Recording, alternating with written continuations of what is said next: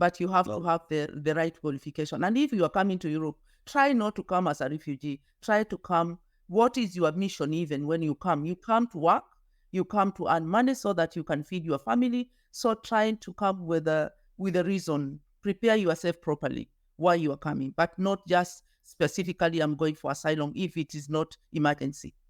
Be prepared to be inspired as we dive into a remarkable journey of a leader who has dedicated her life towards uplifting and advocating for migrants' rights in Europe. Our guest today is none other than Madam Virginia Wangari. She is a trailblazer who has broken barriers, pioneered health and social reform in Germany. She has made history by becoming the first foreigner to receive the German Merit Order Award in 2006, from being a founding member of Maisha EV in Germany, an organization that advocates for migrant women's rights in Germany, to empowering women in Kenya through macro credit loan program that is being given to rural women in Kenya. Her impact is felt far and wide. Please stay tuned as we discuss her passion for human rights and social reform. But before we turn the platform over to our guest, I want you to please subscribe to my YouTube channel so that whenever I post similar contents like this, you will be amongst the first people that will be notified. Madam Wangari, you are welcome to this platform, and it's a great pleasure having you on this platform today. First of all, thank you very much for having me. I'm really delighted to be here. My name is Wangari Grainer, and I'm the director of Maisha organization, African Women in Germany. The reason we founded Maisha, that means life, Maisha means life in Swahili, was the fact that African women in late 1996, we felt unheard. There was no infrastructure. Nobody understood where we came from, what we wanted here, and we were faced with a lot of barriers when accessing services in Germany. So we founded this organization for women and their children, and also, meanwhile, also advocates for the health of the whole family. You've talked a bit about the history of Maisha. Maisha has been making some significant impact on the life of migrant women and their families or children in Germany, especially in terms of reproduction.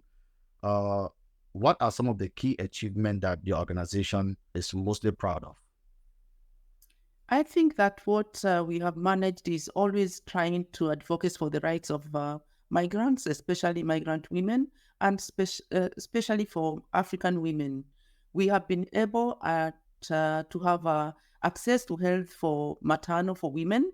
And we just realized that many African women, when they travel to Europe, sometimes as refugees or just as visitors wanted to or looking for a job from one European country to another, that they are faced with a lot of barriers like health, access to health, which we managed to start a health center for migrants without health insurance so they can be able to access health. So for us, that was a milestone.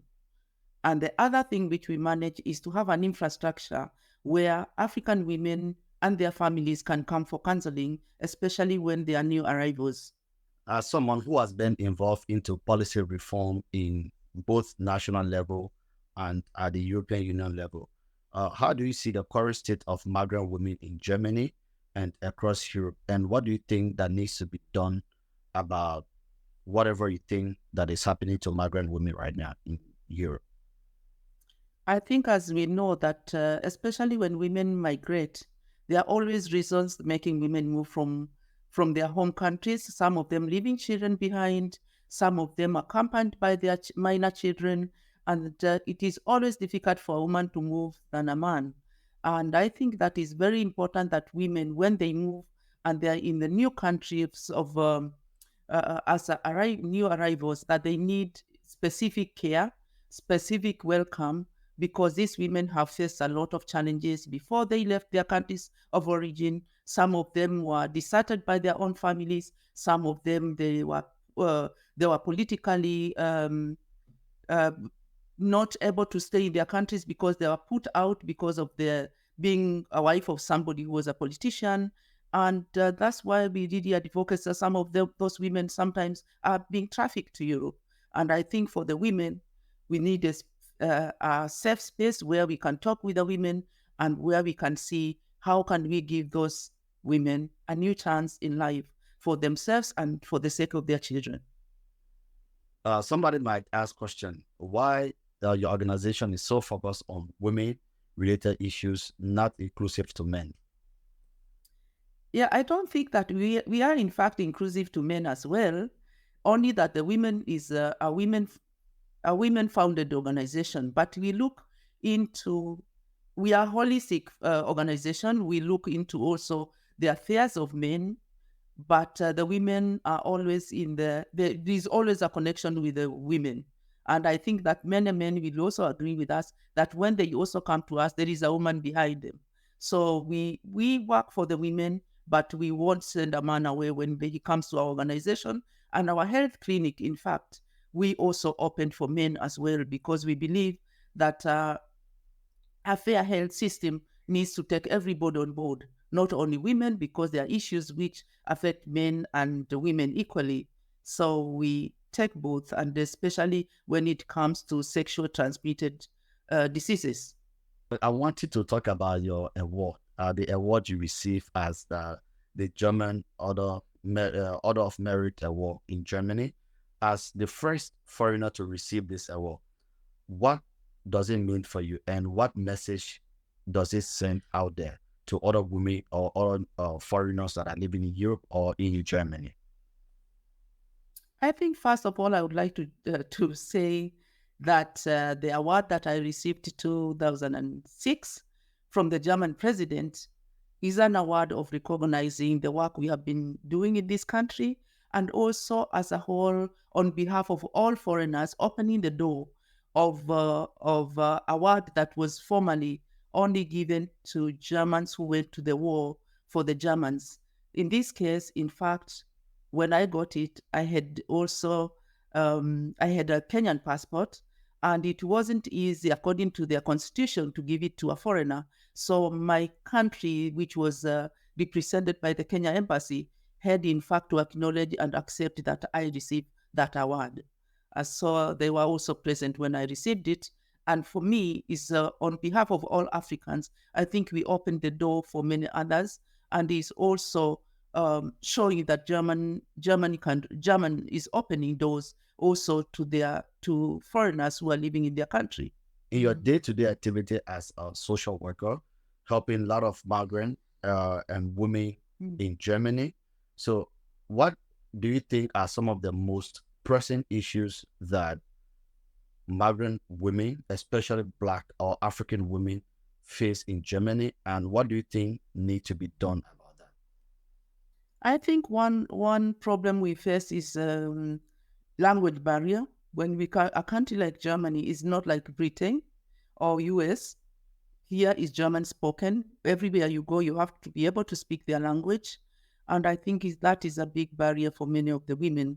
And the other thing is, I think that we won't shy away to say discrimination is also a major issue, which we try to support the women during their time when they are new here and while they're trying to integrate in this culture, because it is not always as nice as it looks. Sometimes things can be very hard, and they can also be as hard as things you won't culturally even understand why things are done the way they are done, because you come from a different culture, and the culture here is different, and the people are also not the same people you knew before.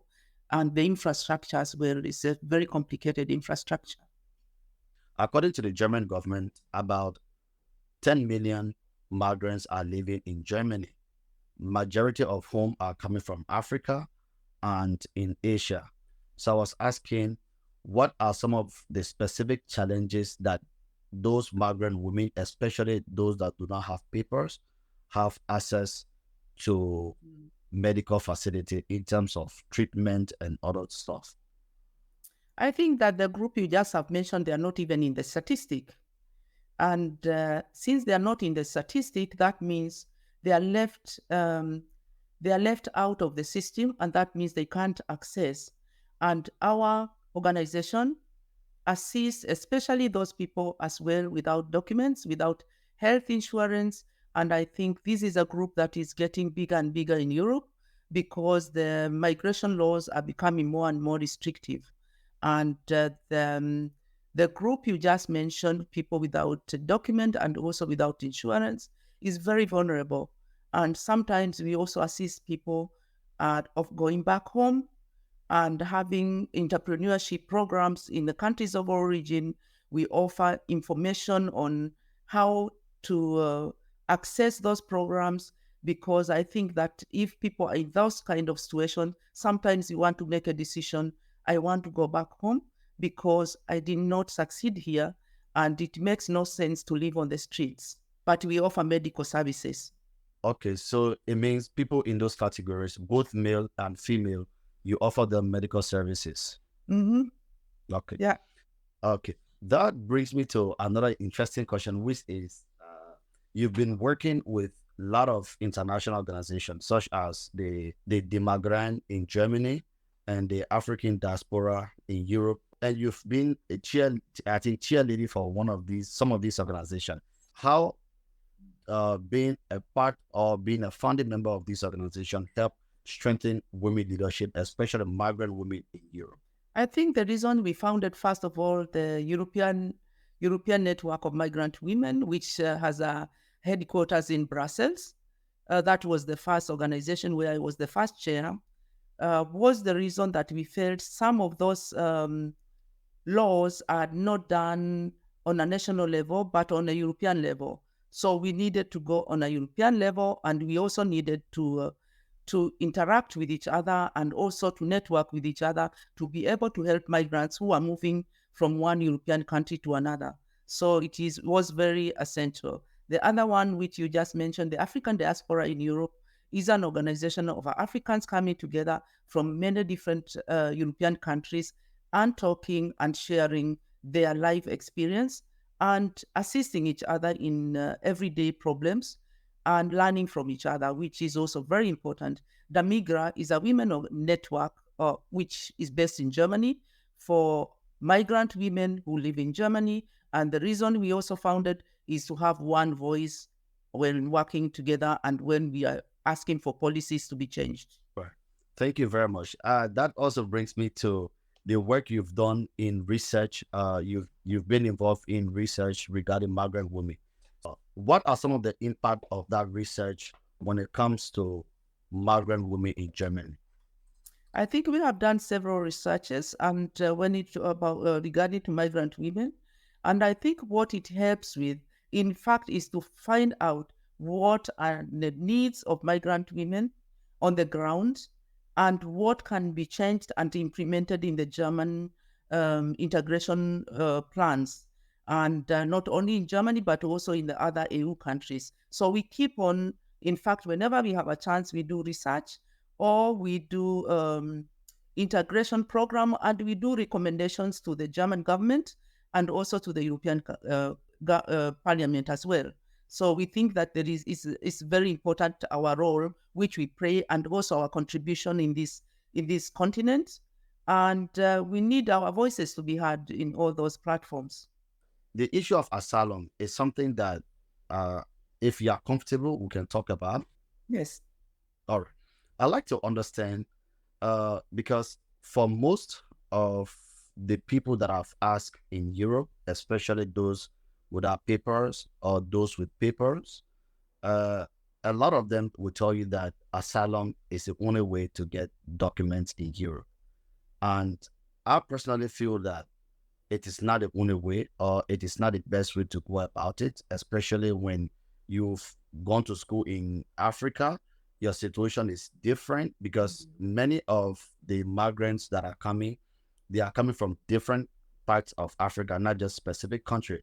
Some of them are well educated and some of them are not so educated. So what are some of the ways that you think migrant can apply for a residency easily without applying for asylum? Is that possible? I would start it by saying if you have a chance in Africa, stay in Africa, because there are also chances there. You may leave a chance, and we have seen many migrants who leave Africa just to come here to be a cleaner. If you have qualification like you have done university degree, why should you come here and go for asylum?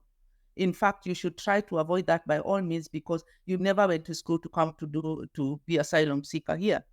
And unless, in fact, it's a political situation where you need asylum because of political issues. But many people from African countries are considered as economical refugees. So we have to differentiate between really running away from um, danger and economic migrants who come to apply for asylum, and at the same time, a group of people who never wanted to come to Europe but just were deceived by somebody who is the trafficking way. So I think that there are many ways of coming to Europe. You can come as a student. You as well can, in fact, come as a highly qualified migrant. The highly qualified migrants are there in IT. They need a lot of people, and at the same time, they also need a lot of people for hospitals, doctors, nurses. So there are possibilities of coming to Europe at the moment, much more than before. But you have to have the right qualification. And if you are coming to Europe, try not to come as a refugee. Try to come. What is your mission even when you come? You come to work. You come to earn money so that you can feed your family. So trying to come with a reason. Prepare yourself properly why you are coming, but not just specifically I'm going for asylum if it is not emergency. Also, I'd like to understand women rights advocacy in Kenya, especially women living in rural areas. And you are also involved in microcredit program for rural women in Kenya. So I'd like for you to talk about that, your program. What are some of the impact that you've been able to achieve in that program in Kenya? I think that for us was a breaking through when we realized that many African women are going back home. Many migrants who had migrated or had applied for asylum wanted to go back home. And we started asking ourselves, how can we interact and also build a bridge between Europe and countries of origin? And in fact, we didn't start with Kenya. We started with Ghana.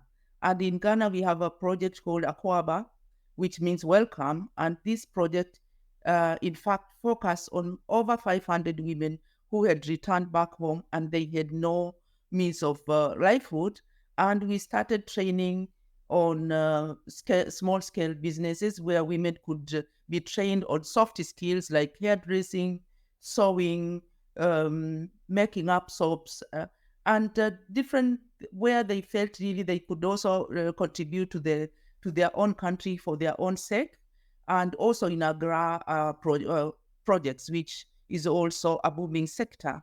So I think that women are able, in fact, even without education, women are the motor, the catalyst of the economy of Africa. We were all grown up by mothers who raised us up without much education. Those mothers were able, in fact, to raise us up, to do small businesses, and they managed, and they hold the country. And if you look back, whether it's Senegal, whether it's Kenya, you look at those small-scale women, if they all come together, it's massive. If you put them together and they stop their activities within 1 day or 2-3 days, the economy of the country will collapse. And that's why we focus a lot on small-scale businesses for women, because we value them. We value the women, and we know that this could be a foundation for the many countries in Africa. When a woman is involved in even a small-scale business, she can feed herself and feed her children. In order to support what you just said, I've just conducted research recently, and I found out that about 73.7% of businesses in Africa are owned by women and the young people. So what you just said, I'm just saying that to support your statement. We are coming to an end of this interview, and I'd like to ask you that, is there something that you would like for us to talk about and we didn't talk about during the show? I think for me, it is very important when Africans are living in Europe. I am really thankful that you reached out to me and reaching out to our organization, because we really believe that this should have been happening, because it's time that Africans try to reach out to each other, to network with each other, build bridges between each other, try to understand each other. They try to understand your sister, your brother who is in Europe, and trying to understand the ones left back home, because I believe that there is a lot we can share with each other. And I think you, as a journalist, you really have done well. And I really appreciate you are reaching out to our organization, because I think we have a lot of stories to tell each other and we have a lot to learn from each other. So keep it up. Thank you so much, Madam Wangari, for being here. It's been a great pleasure to have you. But before we go, I'd like to encourage all of you to please subscribe to my channel so that we can build a community of young African leaders and leave an example for the young generation of Africans that will come after us. Thank you. Until we meet again, have a pleasant week.